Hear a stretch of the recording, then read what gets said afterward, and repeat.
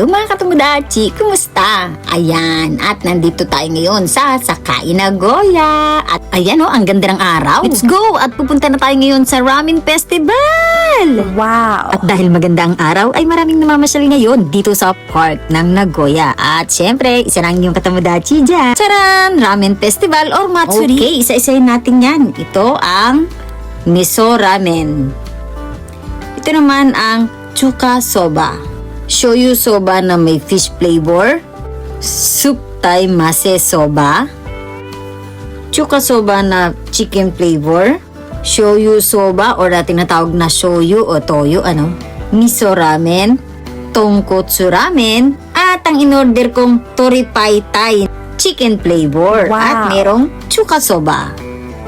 At dito naman tayo bibili ng ticket sa ticket station na to. Ayan, merong 1, 2, 3 plato, 4 na plato, 5 plato, kung hanggang ilan ang kaya mong ubusin. Ayan, bibili. At tara na, nakabili na tayo ng 2 ticket at bibili na tayo. Let's go!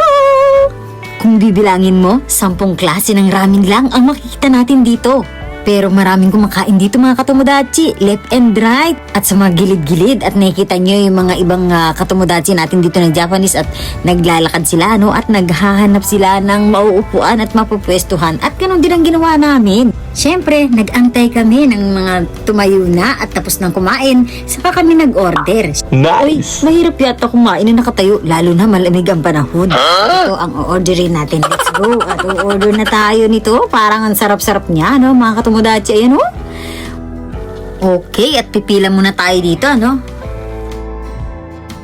Nakikita nyo naman kung paano kumilos ang magtrabaho ang mga Japanese. At ang bilis nila kumilos, May tagalagay ng men or noodles, tagalagay ng nori, chashu, at ng kung ano-ano pa, kung ano man ang flavor na ginagawa niya. Siyempre, mga flavor niyan. Ayan, mga katomodachi.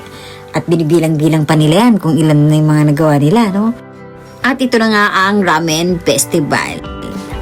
Okay mga katomodachi, at umorder na tayo at antayin natin ito. Shoyu flavor ramen naman para sa kasama ko. At yung sa akin ay toripai thai na merong chicken flavor. Ayan Sarap nito mga katomodachi. Kuha tayo ng chopstick. 1,000 yen. Ganito siya karami mga katomodachi. Kung nakikita nyo, onti lang siya. Mga ilang subo ko lang siguro ito. Ayan At titignan natin, mura ba o mahal? Yan, tikman natin yan. Masarap siya mga katomodachi. Pwede na 1,000 yen kung ganito naman kasarap ang iyong ramen. Compare sa ibang mise or restaurant na mura, Yan. At syempre, ibabase din natin kasi nga ito ay festival mga katomodachi. Kaya medyo mahal siya kung tutuusin compare sa iba. Ganito lang po siya karami. Para siguro lahat matikman natin, Sarap! At dahil nga uunti lang yung kanyang men or the noodles, siguro mga ilang subo ko lang ito mga katomodachi. Sarap nito mga katomodachi. Kain tayo! Itadakimasu! Masarap siya mga katomodachi. Lasang parang gata na may cream, na may ewan. Basta masarap siya mga katomodachi. Hindi ko maipaliwanag. So sa Madesta.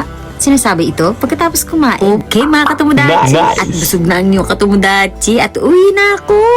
Anyway mga katomodachi, thank you for watching. Don't forget to kindly follow my page, Trixie Tricks, and do subscribe on my YouTube channel, Katomodachi Trixie TV. And hit the notification bell na rin para lagi kayong updated sa sunod pa natin mga videos or vlogs katulad nito. Thank you for watching. Bye!